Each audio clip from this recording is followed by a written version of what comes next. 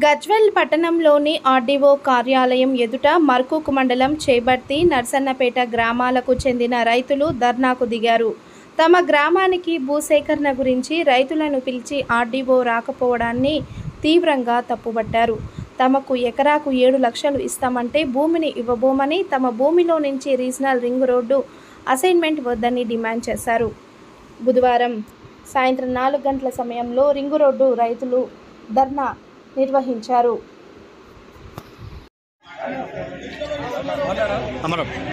నా పేరు రామరెడ్డి, మాది నర్సన్నపేట, మర్కూక్ మండల్, సిద్దిపేట జిల్లా. నాది 2 ఎకరాల 5 గుంటల భూమి పోతుంది.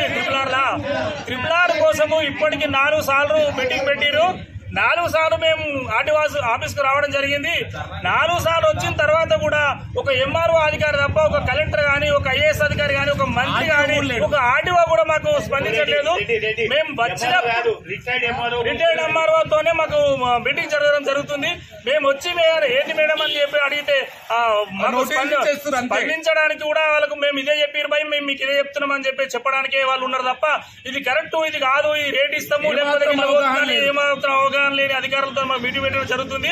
ఇట్లా కాకుండా మాకు ఒక ఐఏఎస్ అధికారితోనే, ఒక మంత్రితోనే మీటింగ్ పెట్టేసి సరే ఎట్లాగో మీరు తీసుకుంటారు పాత అలైన్మెంట్ ప్రకారమే మార్చాలని చెప్పి ప్లస్ డిమాండ్ చేస్తా ఉన్నాము. కేవలం కేసీఆర్ వాళ్ళ స్వార్థం కోసం ఏంది ఫామ్ హౌస్ దగ్గరికి తీసింది కాబట్టి ఇది కాకుండా పాత అలైన్మెంట్ ప్రకారం తిగుళ్ళు ప్లస్ అట్లకించి మార్చాలని చెప్పేసి డిమాండ్ చేస్తా ఉన్నాము.